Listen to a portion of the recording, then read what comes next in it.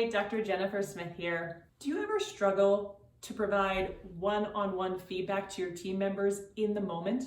Or have you ever found yourself giving feedback in a less than ideal setting? Stay tuned. Let's talk about a way that you can coach your team members one-on-one effectively.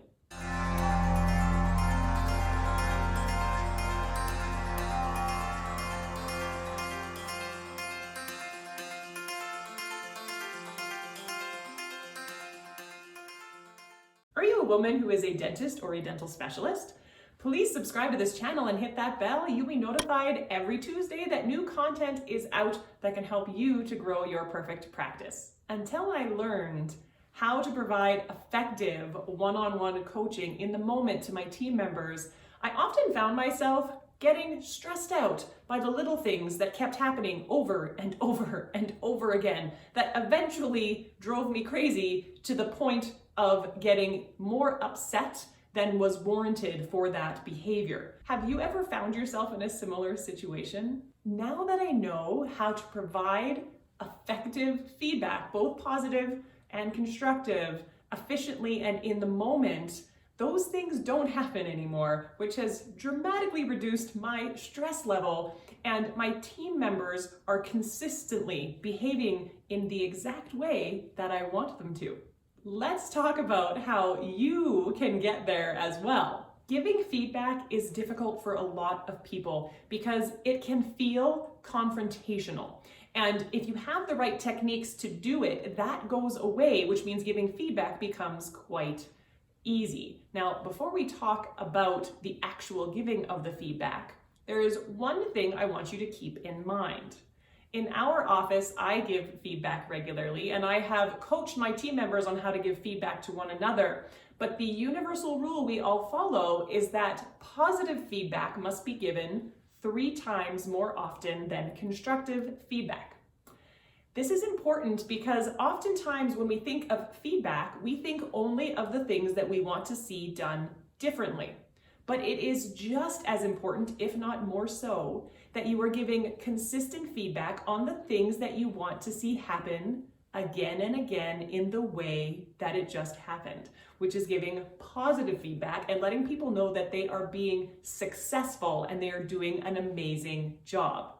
The great thing about giving positive feedback is that that feedback can be given anywhere at any moment in front of anyone. And so this can happen during the day when you're chairside with a patient. It can be when you're in the hallway listening to someone have a conversation. It could be right after someone hangs up the phone.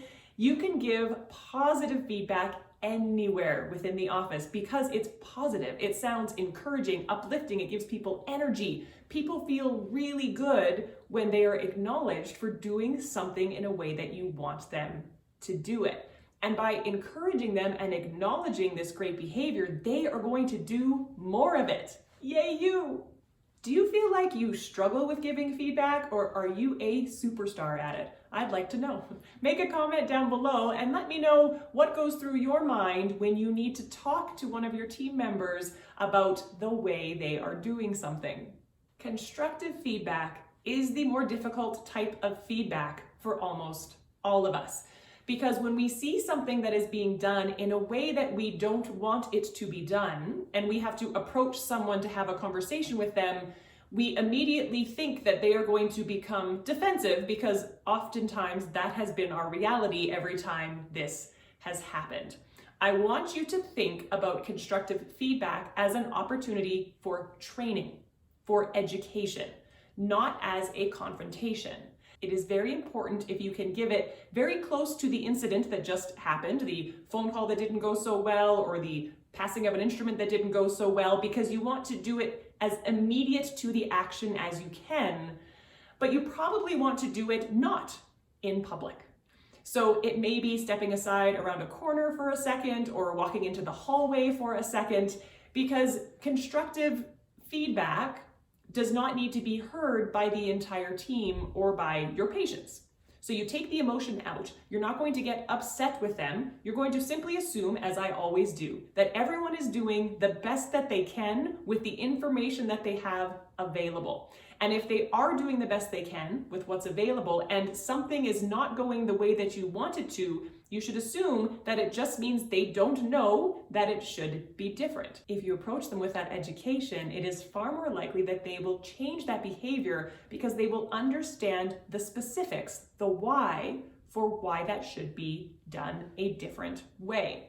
Of course, if actual training is required, you should offer that to them when you give them that constructive feedback. By flipping that switch in my brain to making all constructive feedback come from a place of help, training, and education, I find that there is pretty much no stress that comes with me having to talk to someone about doing something differently. And my team knows how I'm approaching it now too, so they do not get defensive when I come to them about doing something differently. They're usually eager to learn whatever it is that I want to be done differently, and it is generally a failing on my part that they didn't get adequate training on it in the first place. I find that I rarely have to go back and have the same conversation with someone multiple times because they understand exactly what it is that needs to be different because I was very specific with how they had to change what it was they were doing. Don't forget, positive 3 times for every constructive 1 time.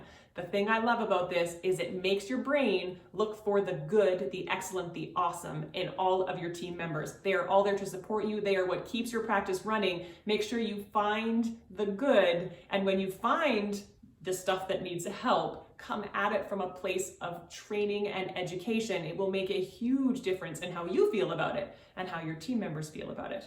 I hope you found this video helpful, at least for giving some feedback to your wonderful team. Please make a comment down below, like this video, subscribe to this channel, and I will see you next time with more tips and tricks for how to grow your perfect practice. Bye-bye.